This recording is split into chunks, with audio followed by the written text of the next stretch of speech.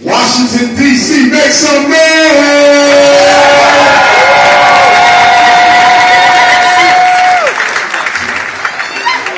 Good evening, brothers and sisters. Thanks for coming out. Very important occasion. Tonight we celebrate the principle of UNIA, purpose. A lot of us, we haven't found our purpose. A lot of us, we don't have a purpose.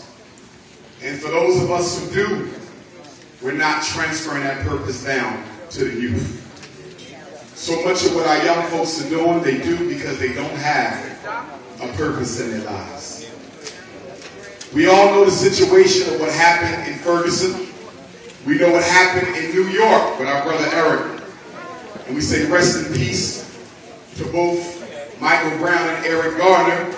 And we send our blessings to their families, but not only them, the young brother in Cleveland where I'll be at on Saturday, and all the nameless brothers and sisters who are killed every day by police. But brothers and sisters, the bourgeoisie leadership of America wants to make us feel that what those brothers and sisters did in Ferguson was wrong. They want to make us feel that it was wrong to burn down the non-African owned businesses. They want us to feel bad about the fact that they took things from stores. Brothers and sisters, let us be clear about something. What happened in Ferguson, the violent reaction, was necessary. There's nothing wrong with nonviolence sometimes, but there's also nothing wrong with violence sometimes. That's right. Whenever you go to war, you don't exclude any strategy from the table. The usefulness of a strategy is based on the logic behind it. Because the reaction was violent, the situation reached the United Nations Department of Human Rights. Because it was violent, it reached the television screen of nations all around the world. Because it was violent, it forced the world court to order America to look at its nasty police brutality situation. Make no mistake about it, brothers and sisters. Had they marched through the streets at night with candles, nobody would have gave a damn. Let's not be fooled by the fact that it was the violent reaction that earned the attention of the entire world. As far as the burning down of the buildings, I support it 110%. Because those trifling-ass businesses been robbing black people in Ferguson for decades and never putting a dollar back. So what? An Arab business went up in smoke. So what? An East Indian business went up in smoke. So what? An Anglo-Saxon business went up in smoke. What bothered me was when we watched the news media, when we sat back and looked at CNN, they appeared to be more concerned about businesses that were burned than a life that was lost. They seemed to be more concerned about the impact of the riot on capitalism versus the fact that the riot was the outgrowth of racism. There was more concern with property than with life. Those businesses never supported the black folks at Ferguson. They robbed them and exploited them for decades, and most of them are going to get insurance money anyway. And as far as the looting goes, let me say this. It was not looting, and it was not stealing. That's what you call self-inflicted reparations, taken back from businesses that have been robbing you. At a lecture I did in Philadelphia about 6 years ago, on the eve of President Obama's election, I prophesied that by the time he got out of office, black folk would look like we're back in slavery or close to it. And that's exactly what has happened. While we dance in the streets, while we defended his agenda, while we refused to hold him accountable. By doing that, not Obama, but those of us in this room tonight, by being complacent with a black face in a high place, you gave white folks 6 years of freedom to reload their political arsenal against black folk. You gave white people 6 years of freedom to re-strategize and recollect themselves. You gave white folks 6 years of freedom.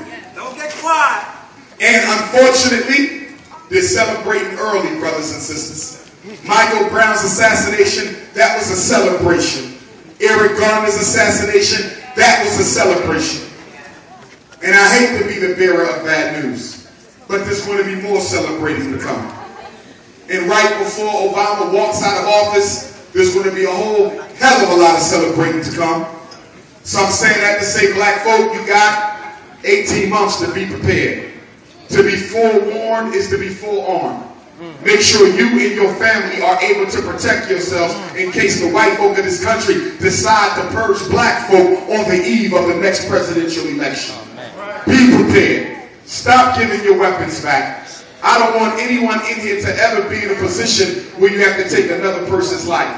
I've never had to, and I hope I never have to, black or white. But I know the times we live in, and I know they're not promised. And I know that America will one day soon descend into chaos. And you have to be able to protect your family. We've all seen the movie The Purge. Well, guess what? That's exactly what they're planning. A purge. Martial law where it looks like the everyday white man is exterminating black folk, even though the orders are coming from the government. Brothers and sisters, get ready. When we was in Africa on our group trip, coming back, the beginning of August, we saw on the news that there was an Ebola outbreak. And the interesting thing about the so-called Ebola outbreak was that it took place concomitantly with President Obama's conference with the head of African leaders. So while the leaders of Africa were downtown in D.C. with the president, it just so happens that the biggest Ebola outbreak in African history took place. Now, you and I know there's no such thing as coincidences. They deliberately pulled the leaders out of the country, out of the continent, and then dropped the Ebola bomb. And make no mistake, half the Africans they diagnosed with Ebola don't even have Ebola. But it is beneficial to the white supremacist agenda to overdiagnose Ebola. Same thing with AIDS. Half the black folk diagnosed with it don't even have it, but it feeds the agenda to overdiagnose it, not to mention the billions of dollars they make on Wall Street for pushing the drugs that come with these man-made diseases. Let us not be fooled. We know where both AIDS and Ebola were birthed, right here in Maryland. United States Army Biological Weapons Lab, Fort Detrick, is still there today. Bird flu, swine flu, H1N1, AIDS, Ebola, and half the cancers we catch came directly from Maryland. And if you think Ebola is something, they're working on diseases that make Ebola look like the common cold, brothers and sisters. So what do you do about that? Well, one thing you do about that is you stop taking these damn immunizations they want you to take. To my elders, stop taking the flu shot. Elders, stop taking the flu shot. They're giving you time-release cancer, and they're giving you time-release heart disease, and they're giving you time-release epilepsy. They're killing y'all. And stop immunizing your children. They don't need it. And they cannot force it. You have a legal right to refuse it. Now is not the time to take anything from white folks. Here's the question of the day. Why would the people that's trying to get rid of you give you something to help you live longer?